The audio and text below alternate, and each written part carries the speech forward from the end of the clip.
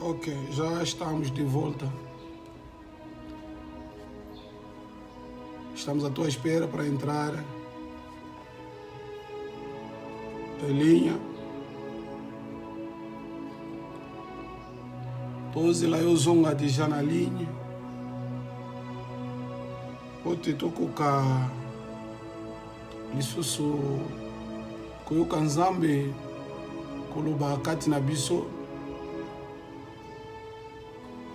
Chaque fois bana na Nzambe baosangana bakendaka mpona koluka Nzambe. Nzambe alobi ntango balukaka ye amimonisaka. Eza na makambo esalamaka na bokutani wana. Moto amemaka yayeba offrande pa na Nzambe. Offrande nzela na masanjoli, nzela na baloyembo, offrande biloko, pe ba problème na ye pa na Nzambe.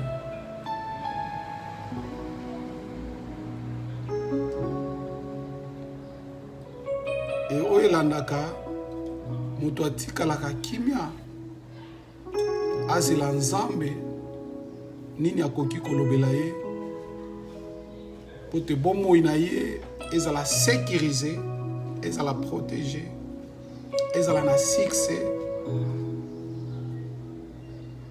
e secret ezaka moko eza liloba na Nzambe ndenge mokanda na Josué maloba na Nzambe elobi na chapitre 1er na verset nango 8.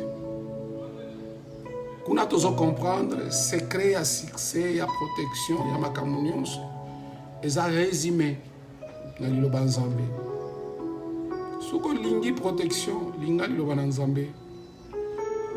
Olingi succès linga liloba na Nzambe. Olingi élévation linga liloba na Nzambe. Olingi santé linga liloba na Nzambe. Parce que Bible lobi na bapasi na bango balukaki Nzambe, babelelaki Nzambe. Nzambe atindelaki bango liloba. E liloba wana mutekangolaki bango. Loboko te mutekangolaki bango ya mutu te. Liloba mutekangolaka. Et principe wana ti lelo eza établi, eza permanent. Nzambe a changé principe te. Na nyonso biso tokoki koluka. Ezala na tango bisengo, tango apasi, tango akomekama. Nzambe azo présenter biso toujours liloba na ye. C'est pour cela liloba na Nzambe il fallait la priorité ya vie ya mwana na moto. Eza lokola code na biso ya kotambola na se na moyo. David ake plus loin alobi liloba na yo eza mwinda na banzela na ngai. Et prophétiquement parlant, mokili toza eza na tango molili. Poko kakotambola na tango oyo ezo senga ozala na mwinda. E mwinda eza mosusu te eza obele liloba na Nzambe. Esengo na ba oyo bazuli liloba na Nzambe lokola mwinda na période tozo tambola. Bakobeta libaku te. Bakokuya pe na libulu ya danger te. Parce que mwinda ko permettre ba mona nzela bisika bazo tambola. C'est pour cela sala liloba na Nzambe ezala mwinda ya bomo na yo et permettre yo otambola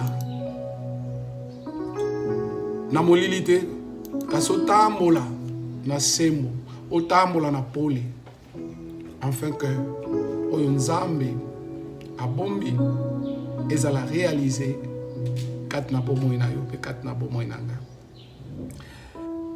Nakanisi to lakaki to kutana lisusu na ba séance na biso ya dimanche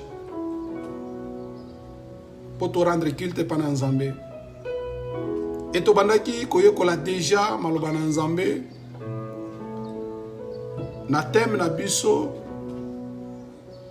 nzambo ya mimonisaka na batango ya crise. Nzambe moko amimonisaka na batango ya crise. Natiaki nzambe moko po nalingaki na distinguer na sala différence parce que mokili eza na banzambe belé mais nalobi nzambe moko amimonisaka na batango ya crise. Aza nzambe ya Biblia. Aza n'importe nzambe te. Inabaki nzambe wana si asala ki expérience. Le seul nzambe oyo azwi nzoto asali expérience wana a vivre lokola mutu na sena moyo ayebi nature humaine ba faiblesse nango force nango mais na évaluation ya nzambe oyo tango asali évaluation ya mutu alobi boye sanga bino kokoki na eloko te. C'est le Jean 15, dans le verset 5. Sanga bino bokoki na eloko te. Et ça c'est une vérité. Ya koki mate, mais ça pena vérité o esengeli endimama. Et ça vérité esengeli endimama. Yonanga sans Nzambe ndeko nanga masolo eza pamba. D'ailleurs on a ba preuve na ko peso ba commentaire ebele te. Lelo bato ba betaki tolo bato ba lobaki. Même bato tanga ba kombo na bango te. Mais parmi bango baza bato ba lobaki ke na koki. Nzambe na okende ne wapi. Nzamba anini pona nga. Elo na ke no luka pa na Nzambe. Parce que mokili zo kanisa biso ba oyo toye ko luka Nzambe, biso ba oto pesi mo pa na Nzambe. Biso nde bato apasi. Bango nde bato bazanga pasi bana posa Nzambe te. Mais na vue ya se ya moi oyo soki oza na Nzambe te oza mutu apasi. Zala na bandako, zala na mituka, zala na batitre, zala na nyonso o mokili koki ko offrir yo na ebisi oza mutu apasi. Mais soki oza na Nzambe a mutu na esengo. Nzambe wana oyo nga nazoteya oyo nga nandimela azala Nzambe na yo kaka na nzela kondima Yesu lokola mokonzi pe mobikisi ya bomoi na yo nde opesa ye accès akoma Nzambe na yo et après ondima akamba yo na nyonso pe likolo ya nyonso. Alors nalingaki to kende justement na étape na biso ya suka pona lobaki na thème na biso Deus qui se manifesta durante as crises ou a crise. É o Deus da Bíblia, que é o nosso Deus. Lelo tolingi tolobela justement troisième partie. Pourquoi troisième partie? Parce que na qualifia ki élément o ezana kati ya thème na biso nzambo azo ko intervenir. Nzambo azo ko mimonisa na temps ya crise. Na baki crise ezana trois sources.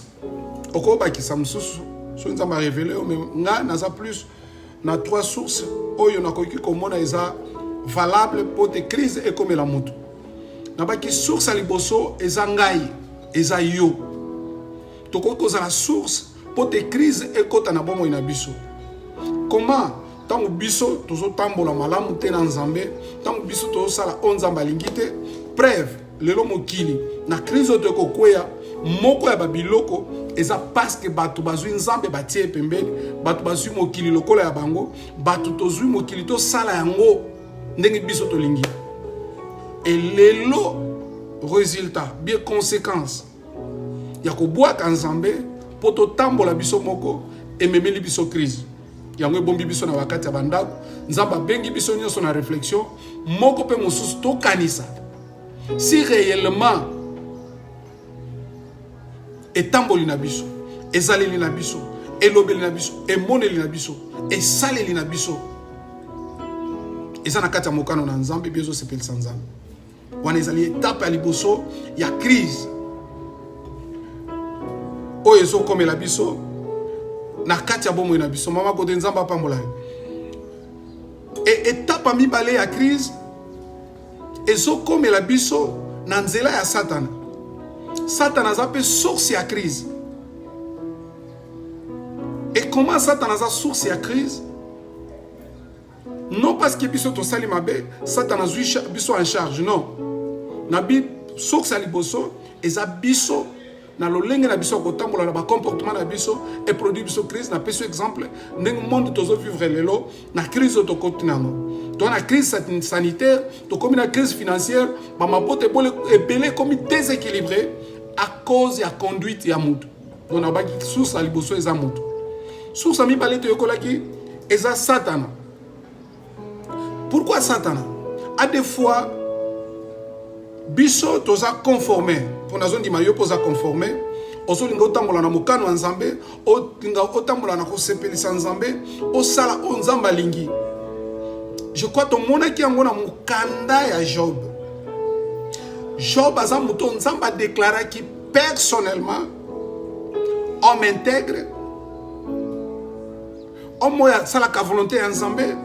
Oya s'éloigne à ma bénionso. Et tout à l'heure qui vit à Job, azala qui mo bola te po bas synonyme on a ko ba sambe la kanzambe ba to ba tapas. Job azala qui mo tapacité. Et so ça l'analyse ya vina ye azala qui est milliardaire. Na bozu azala qui na mona nyonso mais nzamba zo témoigner. Élément na simba ki za ngwana. Kobeta tola koloboza mwana Nzambe, merci. Toyoki yango. Mais eloko eleki makasi. Pe ya mutu ya Nzamba témoigner yo. Et Job Nzamba témoigner qui est. Mais quel que soit Nzamba soka témoigner yo, elingo lobate oza épargner na crise. Nzamba ko témoigner mais crise ekoya. Ekoya na nzela nini? Na nzela Satan. C'est comme ça tout le monde qui n'a vu à Job. Bible lobby, Job a souffert 2 fois crise. Premièrement, ezalaki bana na ye biloko na ye misala na ye nyonso kendaki. Satana azongi na miso Nzamba lobi Nzambe. Soki Job tisuka azokanga mano parce que ozotike na santé malamu. Satana talaka en détail. Satana zosa en détail alobi santé obi santé no Satana sepelaka nango te.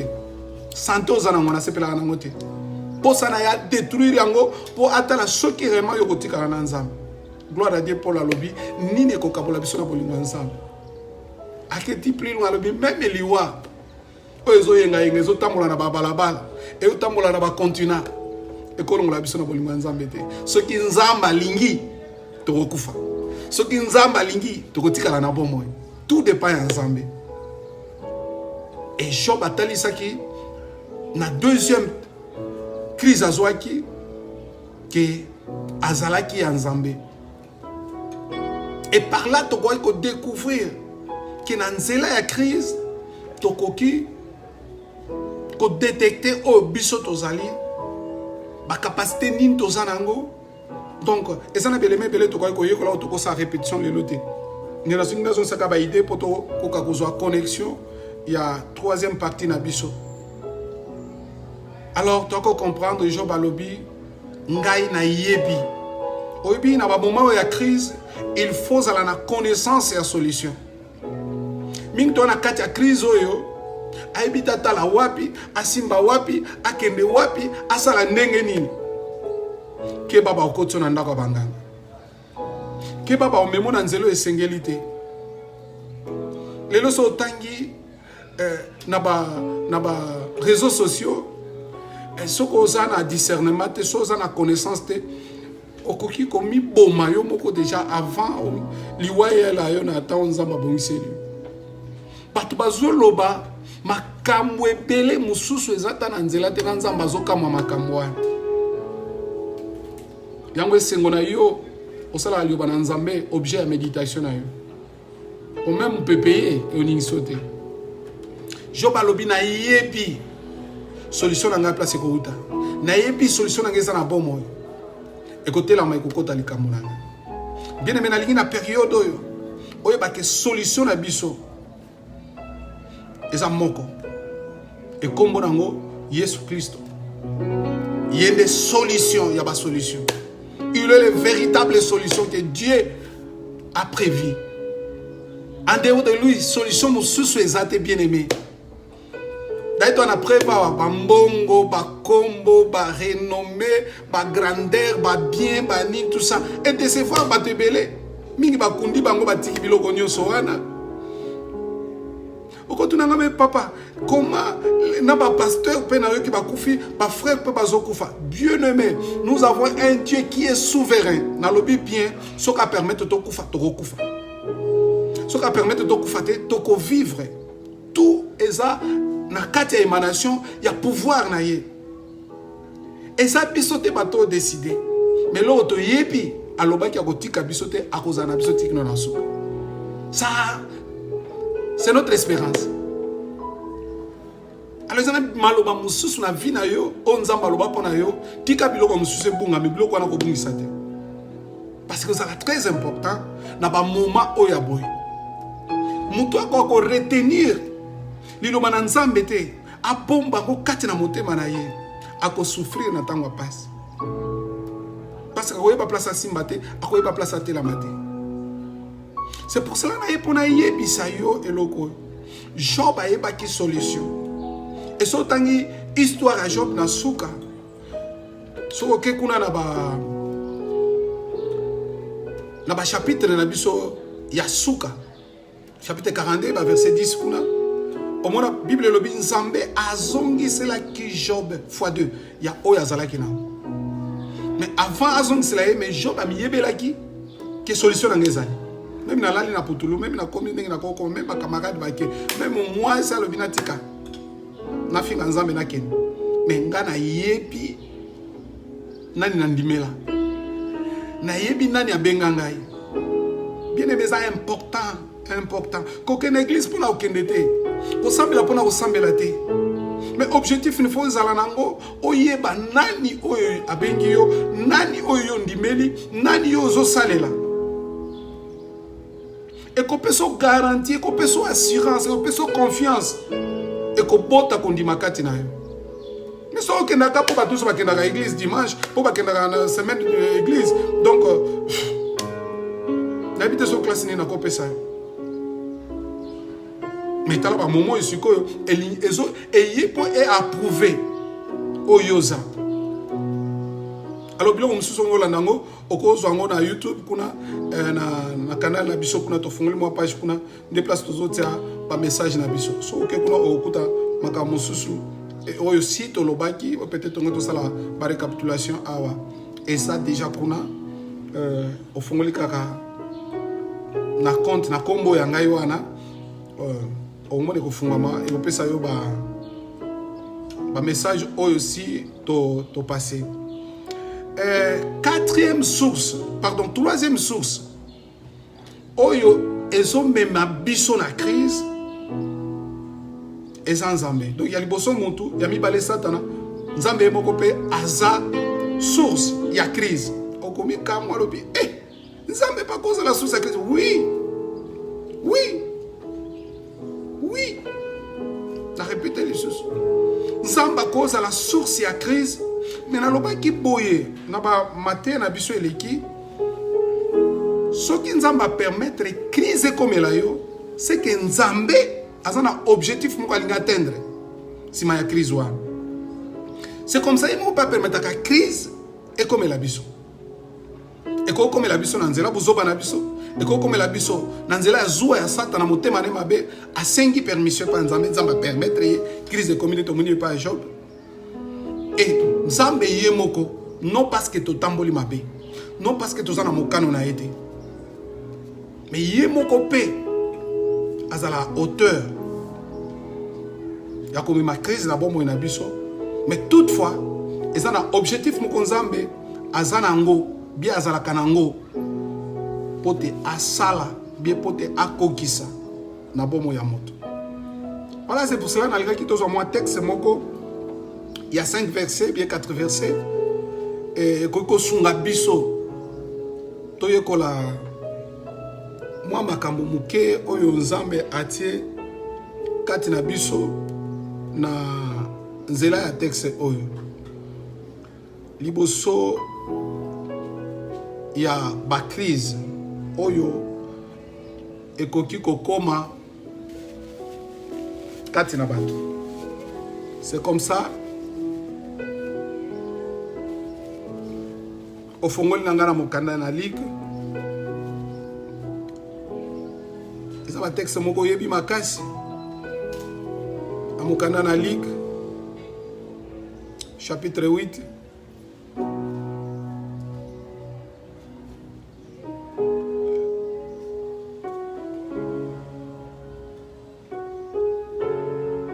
Ligue chapitre 8. Na verset na biso 22 tina 25. Ligue chapitre 8, verset 22 tina 25. Nalobaki naza na ba tradition mibale, mais ba lecture nanga nyonso eza na portugais parce que naza mote ya portugais. Et sonate na lingala naza ki réclamation bande ko mususu baza na difficulté ya koyoka portugais. Alors pour na kosunga biso bande ko mususu to yebi koloba portugais to ka pe lingala to comprenaka. C'est pour cela na sali option wana. Mais na ba vidéo nanga mususu na bate nanga mususu même na niveau église comme ba interprète bazalaka na préférera plus na sala ngona portugais. Donc to sunga mana lengo wana parce que lilo bezaka moko eza na objectif moko likolo bo moina biso.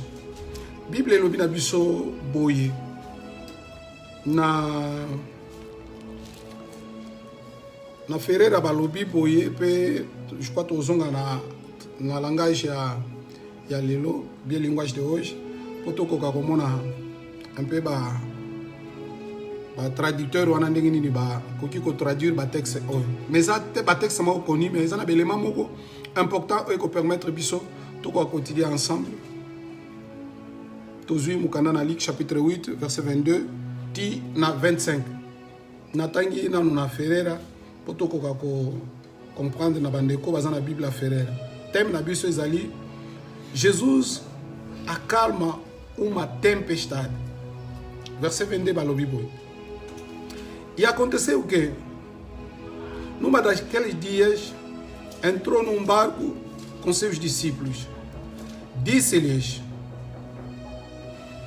passamos para outra banda do lago.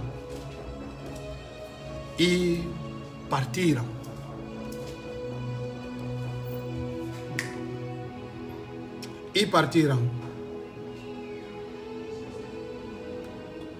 E navegando eles, adormeceu. E sobreveio uma tempestade de vento no lago. E enchiam-se de água, estando em perigo. E chegando-se a ele, e despertaram, dizendo: Mestre, mestre, perecemos. E ele levantou-se, repreendeu o vento e a fúria da água, e cessaram, e fez-se bonança. E disse-lhes: onde está a vossa fé? E eles, tomando, maravilharam-se, dizendo uns aos outros: quem é este? Quem é este que até os ventos e as águas manda e lhe obedecem? Na linguagem de hoje, traduteur oyo akomili biso boye na lingala toko comprendre, pardon, na portugais toko comprendre plus simple.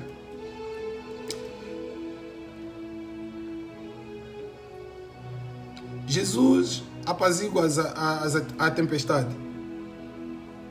Mas a tem ya texte na biso. Verset 22 balobi boye. Certo dia Jesus subiu num barco com seus discípulos e disse: vamos para outro lado do lago. Então eles partiram. Enquanto estava atravessando o lago, Jesus dormiu. Um vento muito forte começou a soprar sobre o lago e o barco foi ficando cheio de água, de modo que todos estavam em perigo. Aí os discípulos chegaram perto de Jesus e o acordaram dizendo: Mestre, mestre, nós vamos morrer. E Jesus se levantou e deu uma ordem ao vento e à tempestade. Eles pararam e tudo ficou calmo. Então ele disse aos discípulos: por acaso vocês não têm fé?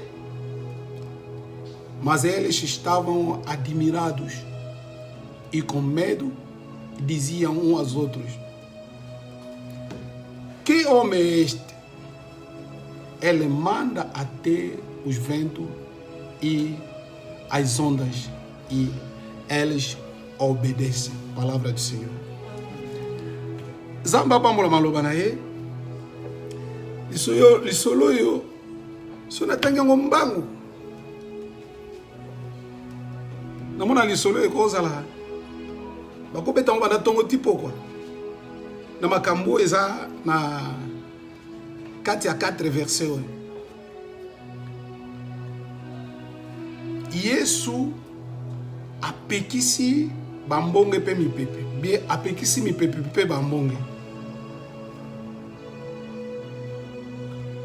Mais eza na nini texte oyo par rapport ya troisième point na biso que Nzambe pe akoki kozala auteur bien source ya crise.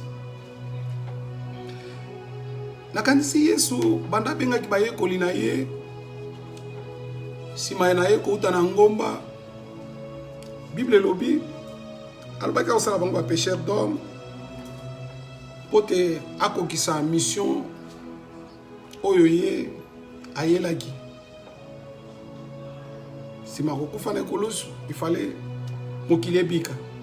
Mais bato bakokosala mosala wana alingaki plus bayeba ye aza nani mpe nini aye kosala. Emoko na kati ya makambo abandaki kolakisa bango ezalaki parti oyo tolingi tokabola moke mpe tosala quelque baconsidération na matangi oyo touti kosala awa. Nzambe pe akoki kozala source pour tes crises et comment une réalité na bomoi na biso. Mais ce qui a permettre crise et comme la biso même quand tu pas naé même quand tu pas naé ce qui a permettre parce que nous tapé ça permission na nyose Nzambe. Et le quoi il faut simbango. Sozo tambola mabe pamsuba ba tambola mabe sikoti sikoyo amona on dit vina yezo kene mala makamni no seza mala. Pour ça maintenant na permettre te likamuke comme la ye pote objectif on zambazana ngo simana ngwe kokisa. Pamsuba zo tambola na Nzambe atambola na Nzambe bien azape bien. Et ça t'entend msupa déranger ka Nzambe po kaka atia vina yo na mobulu po ozala tester na makambo ya kendo ofunda we pa na Nzambe. Nzambe pe a permettre so Nzambe permettre ta osala eloko. Et zana ba mususu basoko mituna yoka lo sambo Nzambe na banga kayo Nzambe na salela kayo Nzambe nini oyo linganga na sala ate. Mais pourquoi vina ngeko ko ya na etapo Nzamba sala nyonso na tina soki Nzamba amemi yo tina esika oyo crise ezali bien ekomela yo tina ezali. Nzamba sala toujours na raison pour l'information na yo. Nzambe na azana torte na sala pe mabete. Nzambe toujours azana raison. Première considération dans le sala oyo toko tirer première leçon. Eza na verset 22. Bible lobi boye Yesu amati na moko ya babwatu na bayekoli na ye. Na bandeli considération liboso Yesu amati na moko ya babwatu na bayekoli na ye. Amati na babwatu nyonso te, population na babwatu ezalaki ebele. Yesu amataki na bwatu moko pe na bayekoli na ye. Considération ya liboso bayekoli bazalaki bango moko te. Bazalaki na maître. Et sa réponse à liboso ozwana ba question no mitunaka na yamba Yesu lokola nkolo pe mobikisi na ngai na tosaka ye na tambolaka na ye. C'est ça premier élément na lingina évoqué. Yesu amati na moko ba bwatu na bayekoli na ye. C'est pour dire présence ya Yesu ezalaki kati na bayekoli. D'ailleurs yende mutapesi ordre ba mata na bwatu. Ye mtapesi ordre bibo mata. Etanga pesi ordre ba mata na boatu. Élément ni balé ko considérer alobi na bango boye. Bo mata na boatu po tozo kende ngambo mosusu. Vamos para o outro lado do lago. Não, na vanda ina ba réflexion na zotala un peu. Makambo nini Yesu abandaki koloba pe enini ya kosalama na kati ya makambo. Alobi tozolongwa wa tozokota na bwatu po tokende ngambo mosusu. Ngambo mosusu. Nazo se rappeler na veille ya réunion ya 2019 pour na 2020. Ezalaki moko ba message nzamba pesa kingai na transmettre ba na nzamba. Ina ebite so bat bazalaki na likanisi ya kosimba message oyo. Na lobaki 2019 ezalo kola ngambo mosusu toza. Pengambo yo mususu nzamba lobi Yesu azoba tokende eza 2020 te. Ngambo azoba na biso tokende eza 2021. Sikol foto mata na bwatu na Yesu poto katsa lakwana merwana na kombo ya 2020. Et na lobaki il faut mutu nyonso asa la prudence. Mutu moko te akatisa na boîte na ye sans Yesu. Parce que traverser auto sala chaque embarcation eza na ba réalité kutana kanango. Et na embarcation biso dongi to katisa ezo senga mutu moko te a se permettre akatisa ye moko. So il y a un titre à prophète, mais il y a un prophète, et nous sommes des prophètes parce que nous prophétisons la parole de Dieu. Et n'a pas qui traverse oyo. Et ça n'a pas kambunango. Parce que bango tango bakoti na boîte yesu alobi. Bien alingo sala attention na makamuna oloba. Vie sou qui a été vie au continuer. Et ndenge vie au continuer, yeba ke nzambe ana makamnano asalita ko sala.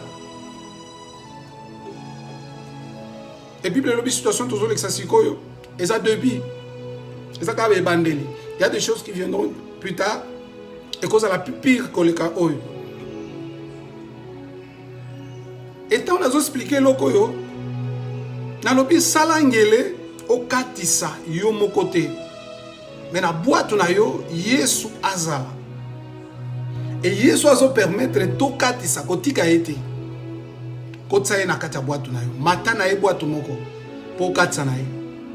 Po na kati ya parcours oyo yenda yebi yo yebite.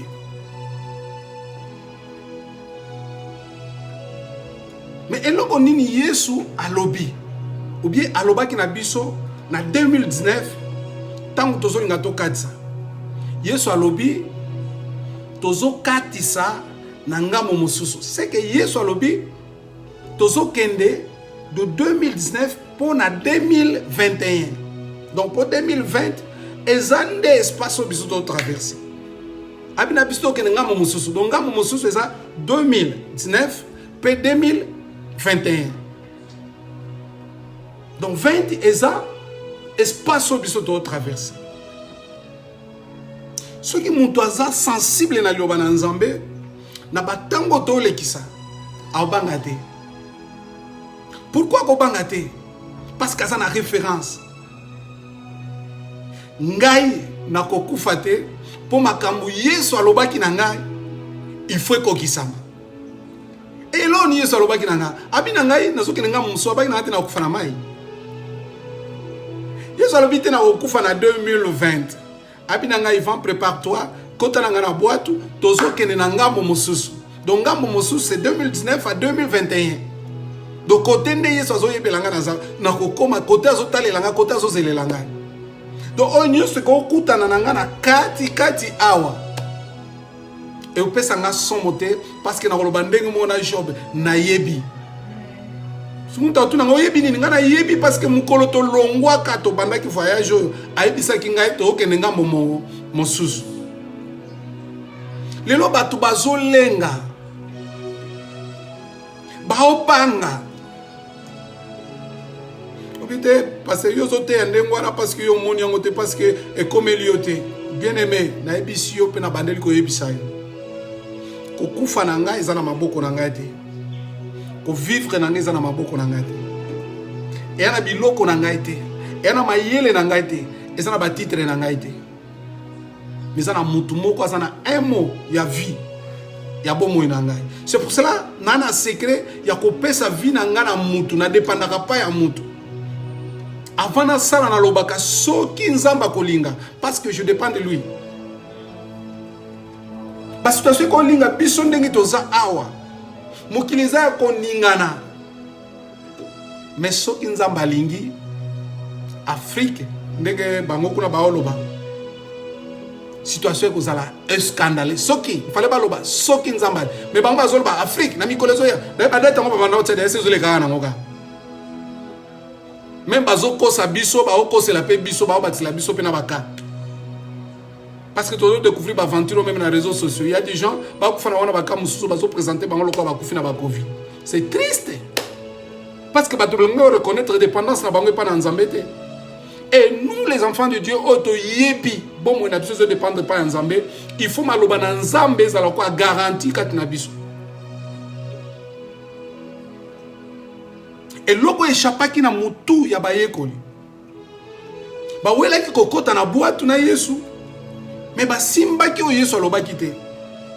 Nzoka tamba okota na kati ya boîte Yesu ayebisi bango boye. Tozo kende ngambo mosusu. Tamba koti boîte bandi ko seba. Yesu lokola yebaki a tracé programme ne lokola commandant ya bateau abi destination boye boye. Abi tellement pe na travail ki mingi na lala. Alali nae. Bien aimé na yebisi lokomoko na sala ki notation awa. Na verset 23. Bible lobi tango babandi ko kende Yesu alali. Tika na yebisa yo. Omoni pongyo. Mingi bakuma oluka ngona kisi. Mingi bakuma ofutela ngombongo. Pongika amoko. Tunanga pourquoi? Mingi soki butu ekomi tango po akoma mawa. Na moi bazo se distrait parce que azomona bato sala makambo susu.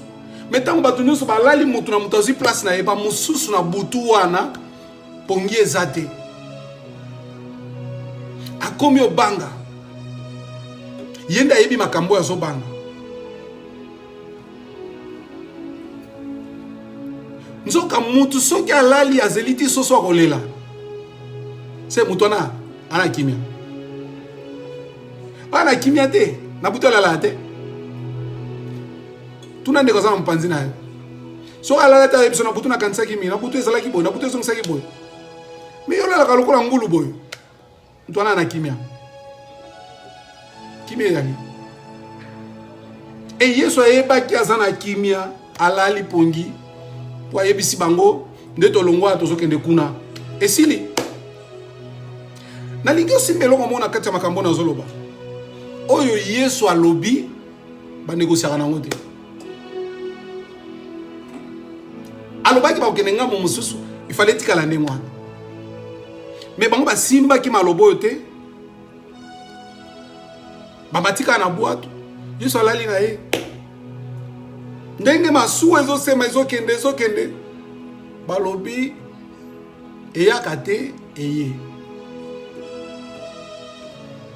Na verset 23 wana kaka Yesu kolala ntango Yesu alala avant lala mbongo ezalaki te me nsima ya kolala nde bazokende na katikati ya kolala ne wana nde balobi mopepe makasi.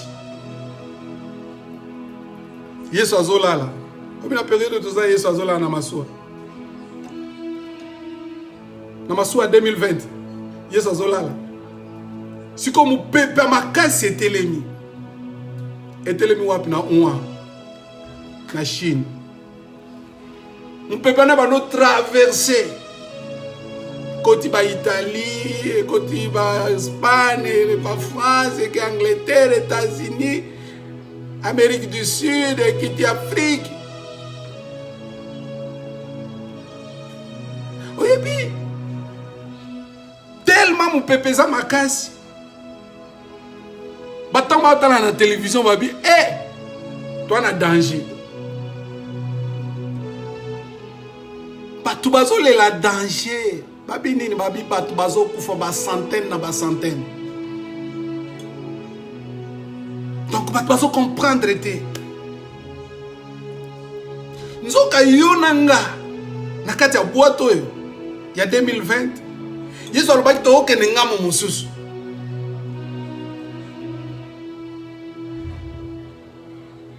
Me bato batieli malobana na motu te batali siko mopepe ndenge eza makasi bamoni danger ya liwa ndenge lelo tozomona bato bazokozwa pongi te mitema ekomi pasi. Pourquoi? Parce que mopepe eza makasi.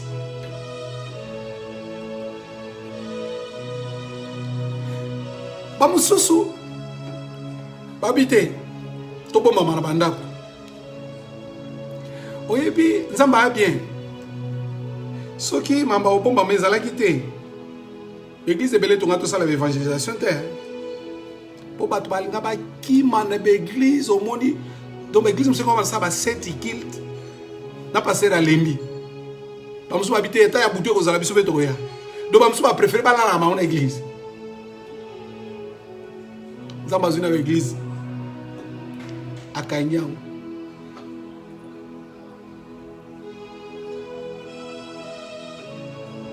siko bato baluka siko balamusa Yesu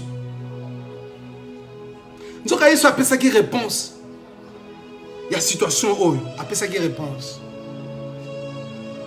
abito okatsa ngamo mosusu mais sekele abisa biso te mipepe kozala bambonge kozala ba situation koya ba corona koya atikali ko lobango te ebite information ko te tikali ko le tanto osala traversée mais du moins tozwaki message mutu moko te akatisa 2020 ye moko luka Yesu aza la préoccupation na yo luka Yesu amatana masuwa na yo luka Yesu azala na yo non parce que mbonge koyate non parce que hypocrisie koyate te parce que Yesu a solution et Yesu a kopesa ka solution te tango baye ko la musaye mais Yesu sa pesa ki solution avant otuna me comment mais soit pesa solution avant mais mbonga nga omona na te crise nga ozala te avant yango ya Yesu apesa ki solution et solution ezala ki nini to kende nga mosusu bien mais muto ami yebi Puis ayebi oyaza. Ayebi nzamba loba pona ye. Atambola mutu na sete. Atambola mutu likolo. Puis atalaka. Ma promesse ni nzamba sapesi. Et Bible là qu'ici. Le col a mis sous la bango. Et talaki. Grandeur. Oh, gravité. Il y a mon pépé. Zalaki ko beta. Pe ba mbonge zalaki ko se soulever. Et boti kati na bango. Ko banga. Yokanga bien. Noto ebiso calamité. Crise oyo. Bato ebele. Ba commencer nga Yesu yaka noto kende na bisoka. Nitan makamezaki bien. Mingi ba bato Yesu yaka. Mingi bazo banasi sanda kuna ngai. Na kene voyage na ngai États-Unis. Na ozong senanga boyo. Mutu moko tazo se préparer. Na bozonga mwa na moto. Mais la minute mutu sabi kolo yaka. Yaka. Misala se kufi, nyo se baby, nyo se sali boyo. Yaka tokende. Non. Non. Kubanga nde. Ntelo bisoma oza prêter. Même on va Yesu aya tokende, yo za prêter. Kubanga nde mde olobisayo. Obielo ko baye ko bala Musa ki Yesu. Ezai kubanga. Kubanga eyaka ka atang biso to focaliser grandeur na gravité ya crise na bomo na biso e ko bote la biso ko banga e ko banga wana e ko ya ko bote la biso ko zanga confiance e pa na Nzambe e ya ko bote la biso ko zanga kondima na oyo Nzamba za capable ko sala pour comprendre bazalaki ko banga ya confiance te na Yesu yoka maloba na bango balobi maître tozo kufa na troisième pardon na première personne il y a plus rien tozo kufa biso tozo kufa na yo Yesu na biso tozo kufa première personne il y a plus rien na portugais balobi noche donc biso na yo parce que bazaki bango nyonso na kati ya boîte balongoli na Yesu te balamusi po ba batamso ya kokufa na kidiba o okufa ki na se ya pongi te to boyi yo kufa na se ya pongi so to okufa biso sto monaka lamuka tozo kufa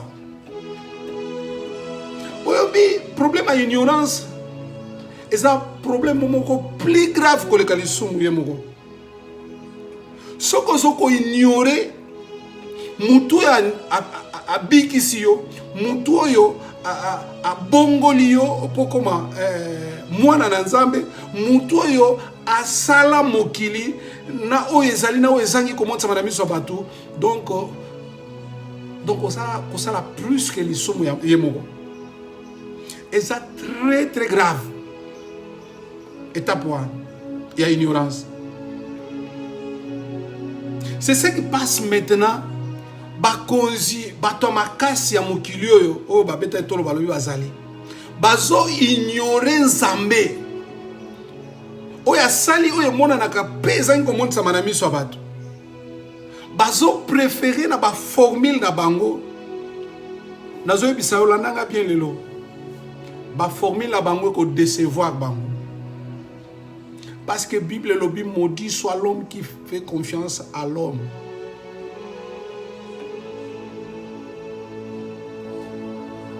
Mais si on a pas confiance pas dans Nzambe pour baro qui ça m'a sonité. Ignorance au bazala qui nango ba ola musa Yesu pour ba episa Yesu tozo kufa. Et ça sont monté comme moi. Initiative moko négative. On a Nzamba ko kamwayo. Muto asimbi fongola ya bomo pe aliwa. Ozo yebisa eto okufa. C'est quoi yebiete? Alors par là nangana fungolo muke. Crise mususu Nzamba tinde la kabiso yango pour à se révéler et pas na biso to yeba ye azanani. Talati le loming to sambela Nzamba to yebiete so azanani. ya moni bato mosusu baswanisaka nzambe bamosusu balobelaka nzambe nzambe yo moko mpe omoni yo moko mpe makambo osaleli ngai atala yo mpe nzambe parce que bayebi nzambe te. Mais soki toyebaki nzambe attitude na biso ngai azala différent devant ba crise, devant ba tempête, devant ba situation compliquée. Tonga ozana ba attitude lokola ba Paul bazalaki nango bloqué dans un prison na kati ya ba chaîne na ba chambre ya suka kuna place ba sécurisaka ba bombaka ba prisonnier dangereux ba criminel. Est-ce que mutako découvrir yote? Mais Paul, Silas bazalaki na confiance parce que bazalaki na connaissance en Nzambe. Nzambe se révéla que par Paul dans la Damas. Et Paul a évoqué de Nzambe wana de quoi il est capable. C'est comme ça Paul, même dans la situation wana, il y a crise bazalaki nango, muto kolobela bango azate na terrain évangélique parce bazalaki missionnaire. Mais Nzambe bango bayebaki aza Nzambe azanga limite. Aza Nzambe akotaka partout. Aza Nzambe atretaka problème nyonso. Aza Nzambe apesaka situation. Réponse na situation nyonso. Alléluia. Mais baye ko libazaki na Yesu na kati ya boîte. Baye ba qui était. Baye ba qui était. C'est pour cela à permettre crise wana comme et va se présenter bango balobi tozo kufa. Tozo kufa. Rebola musamuta oti na pongi. Rebola musayi oloba ke to komi déjà. Parce que là Jésus a quoi kozela pana bango. Baloba te mettre lamuka si to komi na ngambo mosusu ndenge olobaki. Mais bango bazo la musaye po bayebisa ye bazo kufa. Esa prière bato ebele nkolo sunga biso tozo kufa. Toza na kati ya danger tozo kufa. Falo tombola maboko lokola Paul na Silas. Pono lo banzambe zwa lokumu. Circonstance eza pote yo zwa gloire. Ba crise mosusu ezoya. Po biso to manifester grandeur ya Nzambe, to manifester gloire ya Nzambe, to bisa mokili eza na Nzambe moko asimbi solution na maboko. Yana Nzambe moko azana makoki ya koyanola, azana makoki ya kobalola même situation. Tala miso batu na télévision. Mukolele kaki balobi baba kisili biso 7. Baye balobi baba kisili biso 5 yo batu. To kufa kaka. To kufa. Neka baso bakisa boto kende donc ba club soka liwa. Te. Liwa no ezana maboko ya pa circonstance te. Yana maboko abatu te. Mutazo sepelisanga eza batu moko bazalaki na ntango ya Yesu te. Bible solo bela bango na Ancien Testament. Baninga ya Daniel. Bayebaki Nzambe bazo salela. Bayebaki Nzambe bengi bango. Bayebaki Nzambe de quoi il est capable. Bible lobi bazwa bango. Parce que balobi biso tokoki ko gumba mela Nzambe mosusu te. Oyebi lelo Nzambe bato bazo gumba mela kombo na epenza ye tozo tanga wana. Nzambe wana za couronné na ba virus. Et bato bazo banga ye bato ba gumba mela ye. Mais na ta ba Meshak ba Shadrach pe ba Abednego. Balobi toko gumba mela Nzambe na yote Nabucodonosor. Toko gumba mela yete. Biso to ebika Nzambe moko. Nzambe asala likolo pe na mabele o biso toza basali. Nabucodonosor alobi ba na ngana sepela kana bino. Nazo linga te boko ya na danger. Mais lo na osenga bino bo gumba mela yeka. Ameshak balobi roi. Omoni moto yo pelisi. Nzambe na biso azwaka ba forme nyonso. Et soki azwi forme ya moto babengaka ye le feu dévorant. Donc soki azwi forme ya moto na moto oyo ekogumbamela Nzambe na biso. C'est ce qu'il voulait dire. Mais mpona kopesa yo affirmation roi tokogumbamela ekeko na yo te tokosalela banzambe na yo te soki obwaki biso na moto nzambe na biso soki alingi tobika tokobika soki alingi tokufa tokokufa soki alingi tobika tokobika roi alobi po ça va lokola bino mo boponi problème eza te bazwi bango babwaki bango na moto bien aimé oyebi réponse nakotika bino te nakozala na bino même ata na moto nakotika bino te nakozala na bino même ata pandémie ezali nakotika bino te nakozala na bino même crise économique ezali bango bamonaki Yesu te me bazalaki na kondima eza na nzamba batata na biso aza na makoki ya kosala me bayekoli bazalaki na Yesu oyo azomultiplie mapa azosekwisa bato azosala bikamwa daya auta kosala service moko kala mingi te me ntanga mate na bango na bwato bamoni bambonge bakomi kobanga miteme ekomi mabe yoka maloba na bango revele oyo bango bazalaki kokanisa mpona Yesu ke Yesu akoki kokufa mpe na bango ka Yesu akufaki na bango miso ya Yesu ekokokisama te po Yesu akaki mpo akufa na mai te Yesu akaki mpo akufa na ekulusu bien aimé okokufa te nga nazoprofetize nazoyebisa lokola mosali na Nzambe okokufa te soki oyo Nzambe alobaki mpona yo ekokisami te ata otutani na mutu aza na maladi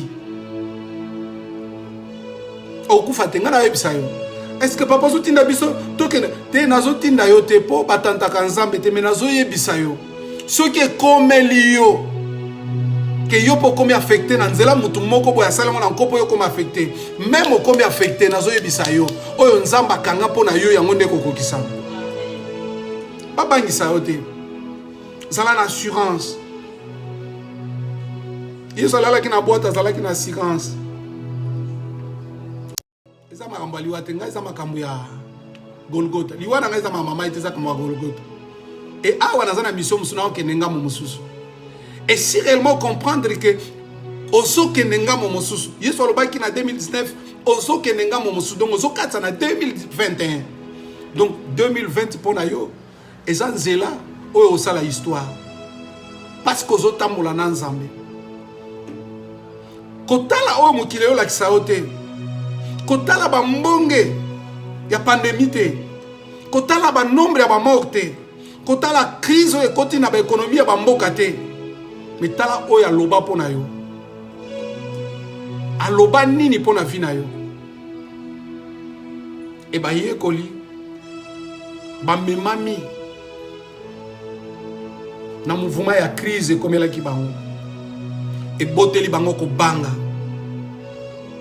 e kobanga soki ebotami kati no bien aimé ata olobi nazaka mutu akondima donc soki olobi kaka naza na kobanga kondima eza su te soki olobi kaka naza na kobanga confiance epai na Nzambe eza su te belema mibale mpo na koteste mutu soki aza na foi bien aza na confiance epai na Nzambe po foi na langage mosusu eza kozala na confiance absolue epai na Nzambe et par là elakisi bango déjà que langage va utiliser tozokufa mutu azoba tozokufa azomona deya danger etant azomona deya danger certainement azobanga et réaction eza nini il faut balamusa Yesu na langage oyo bautilize ya kobanga meloni Bible elobi Yesu ntango alamuki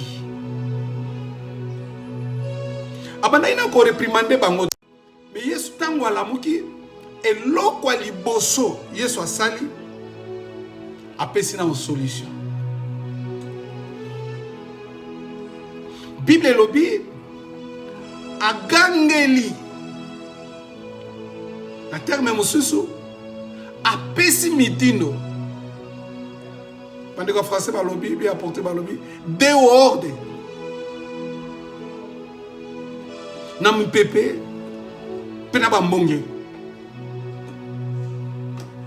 ezaki épisode mosusu namba viva te bamonaka Yesu multiplier mapa Yesu atelemisi mokakatani Yesu asekwisi soki nani Yesu soki nini mais dimension oyo po bakoka kodécouvrir yango esengaki Nzambe ye moko atinda crise ya eza na bamoma mosusu nzamba otiko yo moko omoni pena lokola komi na danger ya liwa otali vi na yo lisumu na gauche ezate na droite ezate otambola alima na nzambe me makambo ekomeli yo elekeli na mabanzo na yo yebaka so nzamba permettre kanisa mate ya oyo nzamba lingi a se révéler na dimension mususu oyo nano yebili yete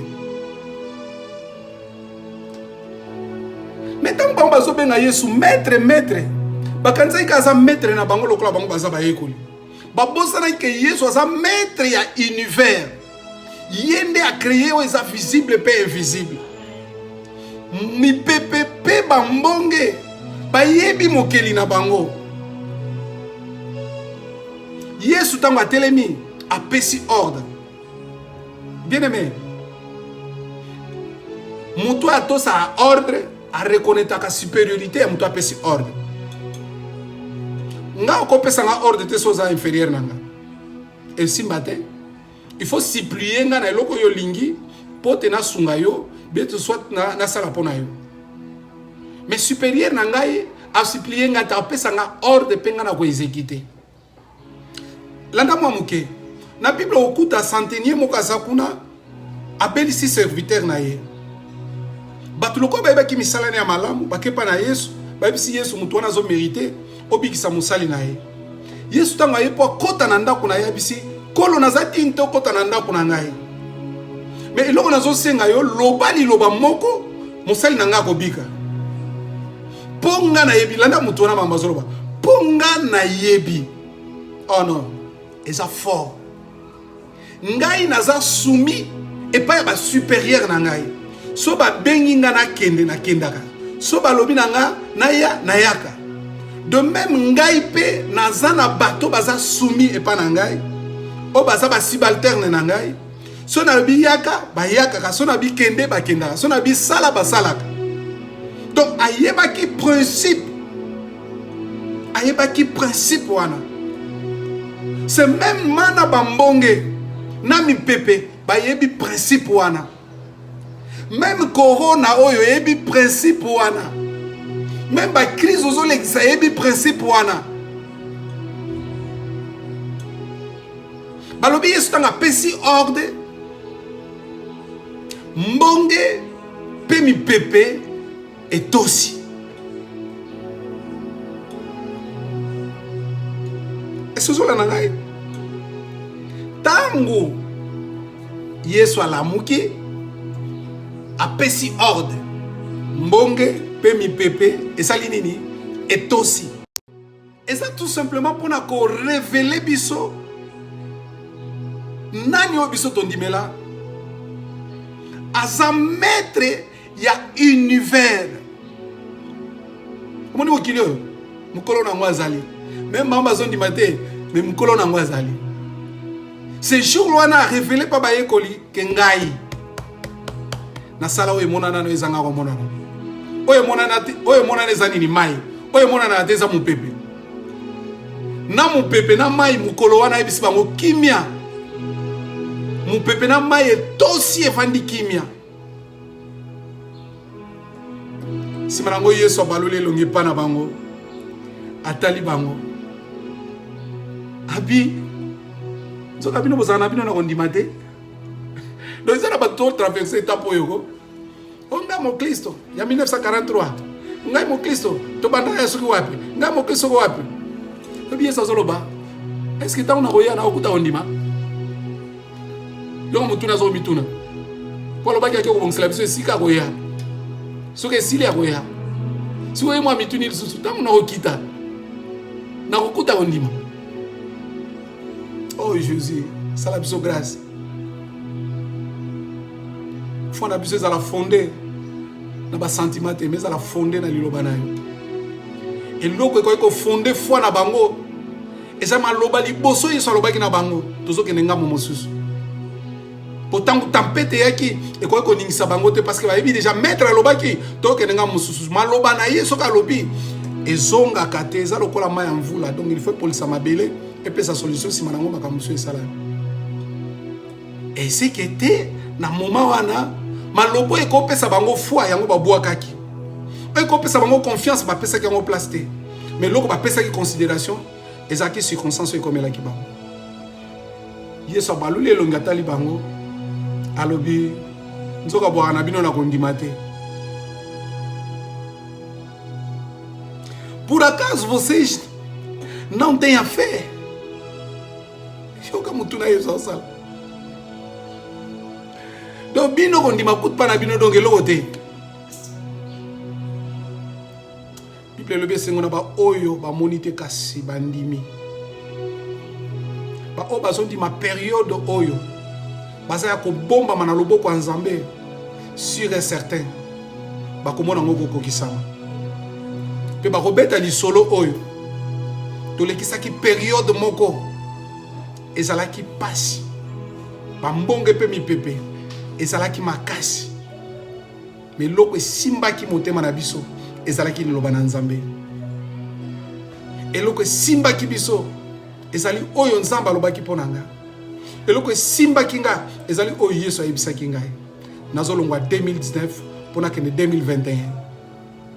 Alors 2020 nazaki na problème na ngode. So nazaki na problème na ngoyo so ngayebisa ngai. Mona 2020 mbonge kozwayo. Mi pepe kozwayo. Mais le kola yebaki ke zo concerné ngate. Ayebisi nga pe ngote. Et ndenge ye na yebike koleka po zo concerné ngate. Po oya matisinga na boîte oyo. Pour na traverser 2020. Azana bomo. Puis alobi rotika ngate azananga. Donc tu tozo traverser boye. Mbonge yebiye, mupepepe yebiye. Kobanga te ndenge zobenga. Bozo tuna mais ndenge zobeta boye. Est-ce que nzambe aza wapi? Est-ce que corona zomona nzambe te? Aomona Yesu te? Aomona msale kulusu te? Aomona makile sopana kite? Aomona. Mais nzambe a permettre pour l'inga révéler yo de quoi il est capable. Bible lobi pour que nous soyons qui ça partie na biso.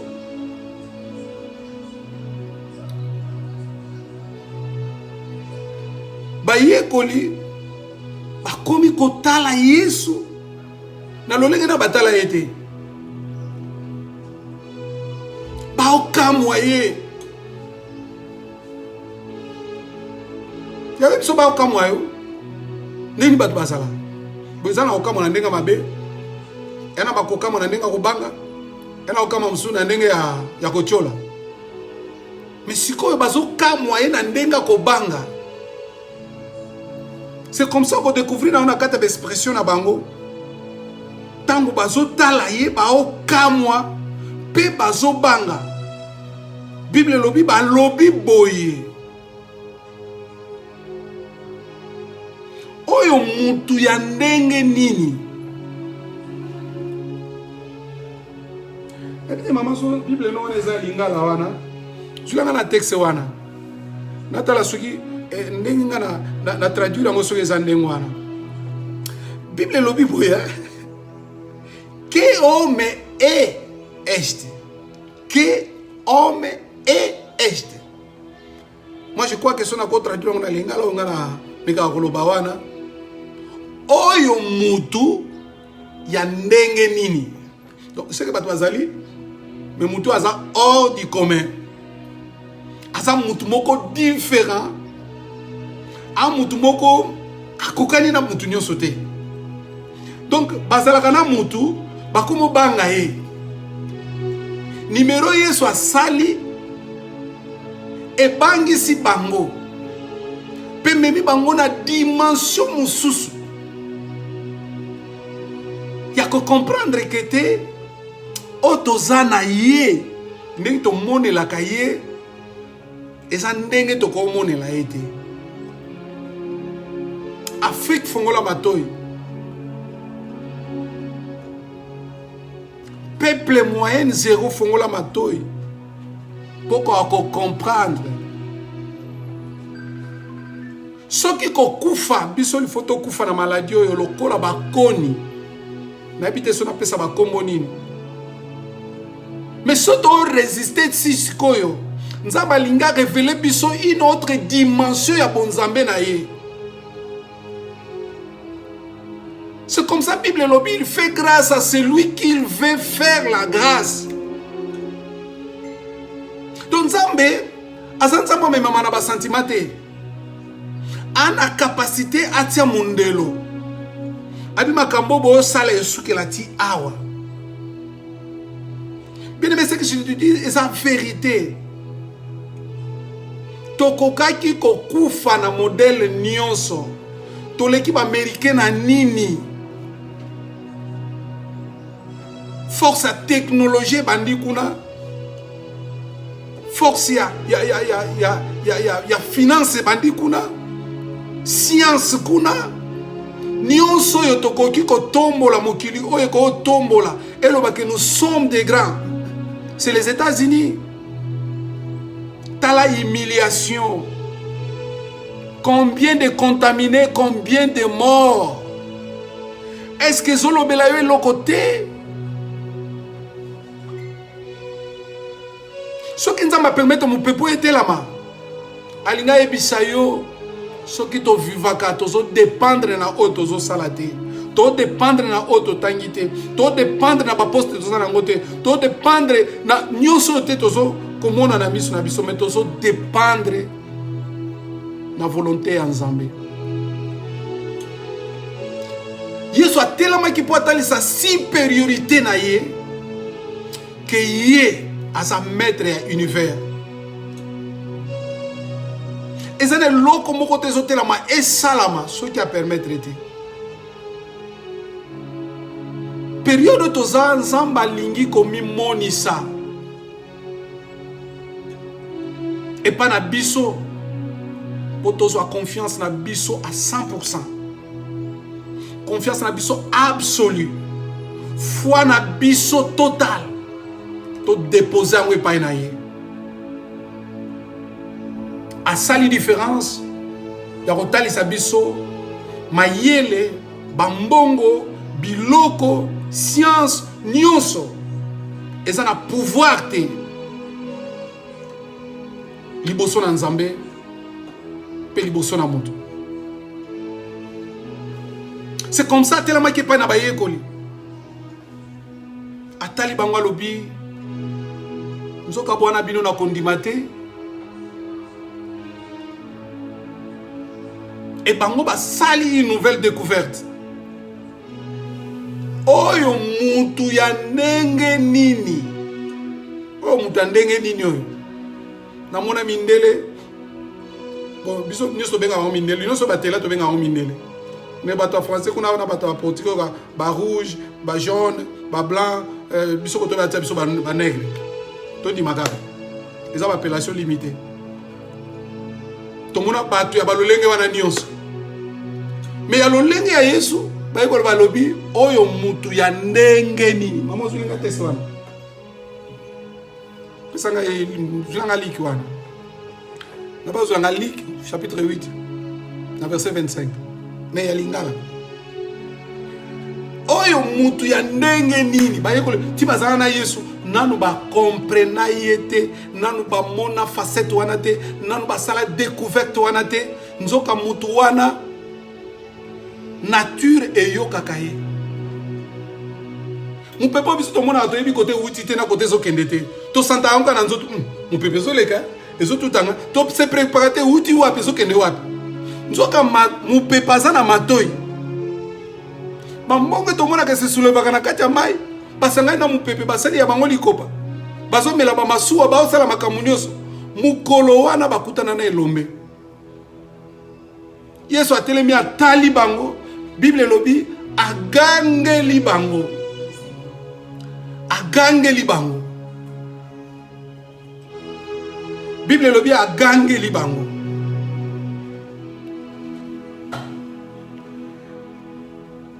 Agangeli bango.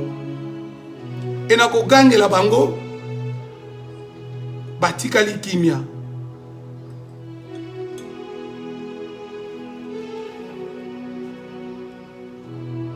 Hein? Voilà la Bible nga elobiro oyo moto nani moto oyo azali ko pesa mitindo ata na mipepe na mai pe yango ezali kotosa ye. Yaya, batosa mutu nyonso te.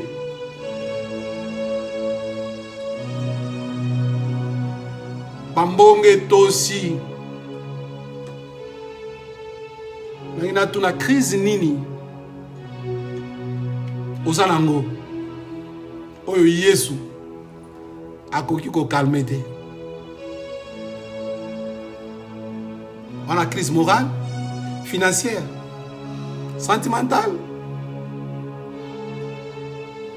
crise matérielle, ou sanitaire. Et on a crise mon côté. On a répété ça, la crise mon côté, au Yesu Alemani. Au côté là, même place au qui reste à pour penser na yo, moi reste économie na yo place au qui est comme vide. Et ça sur l'autre côté.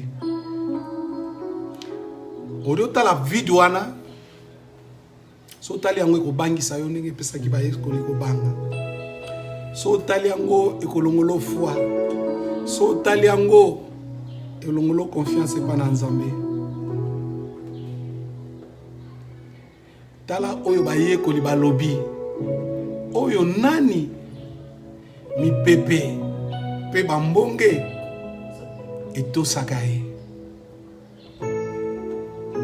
Eza Nzambe oyo ayaka ko se manifester na tangu ya ba crise. Nzambe oyo bambonge pe mi pepe to saka. Yende Nzambe na yeli yo dimanche oyo. Babakisi mikolo. Oyebite nini osala. Oyebite ndenge nini osala. Mais nalingi osala confiance pa na ye. Nalingi ondima de quoi il est capable. Mais possibilité wana ezakaka tango yo longoli misu likola mopepe. Pe bambonge. Tango engagé motema na yo, ou engagé confiance na yo et pa na Yesu. Yende Nzambe oya yaka na ba solution. Crise koya na nzela na yo. Soki yaki na nzela na yo, mi bwaka liboso na Nzambe. Lela mawa na yo. Akoyoka yo. Akolongolo na ita oyo. Soki yaki na nzela Satana, kopengwa te. Loba lokola Job. Nzambo ya pesaka ana makoki akozwa. Soki toyebi kozwa biloko malamu, tozala prêt ya kozwa biloko mabe na maboko ya Nzambe.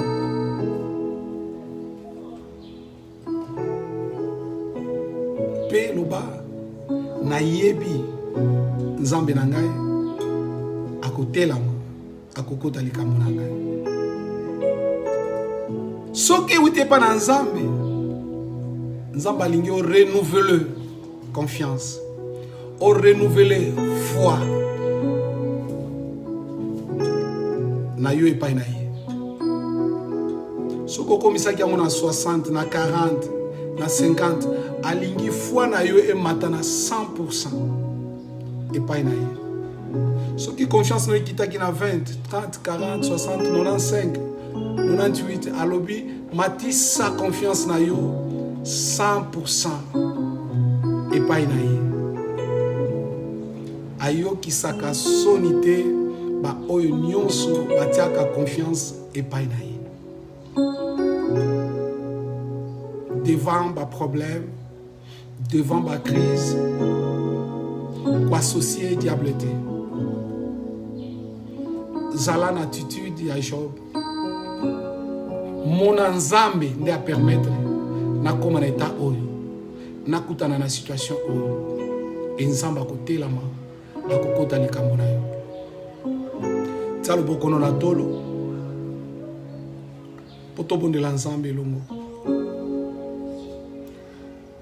loba nzambe maloba oyo esuka na matoi te me maloba oyo ekota kati na ngai liboso ya situation oyo ya crise sanitaire matériel comme financière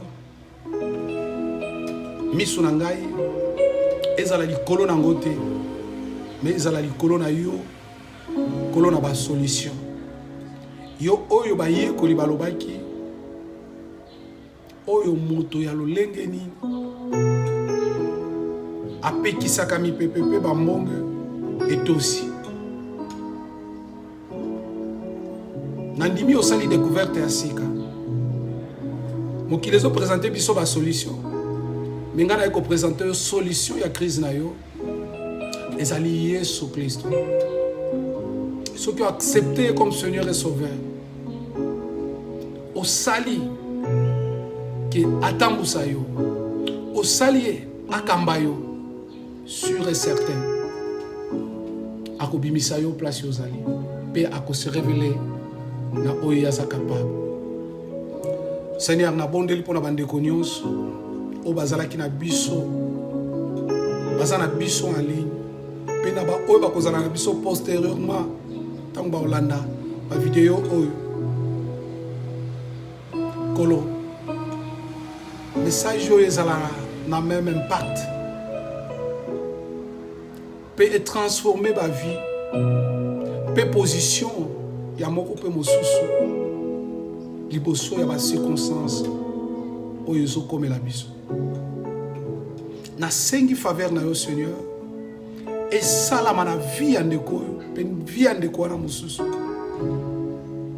par rapport ya crise oyo azotraverse pe asosola ke yo nde olobi tokatisa ngambo mosusu si réellement malobo eza mpona ye sûr et certain 2020 ekoleka na baproblème nango me biso tokotikala ndenge tozali même suki na biso moko tokoperdre yango te parce que maloba na yo eza sécurité maloba na yo eza bénédiction maloba na yo eza prospérité maloba na yo eza santé maloba na yo eza victoire pe maloba na yo eza vie sala nzambe na biso topamboli yo tokumbisi yo pe na kabi semaine oyo tokoti na maboko na yo ndenge balembisili biso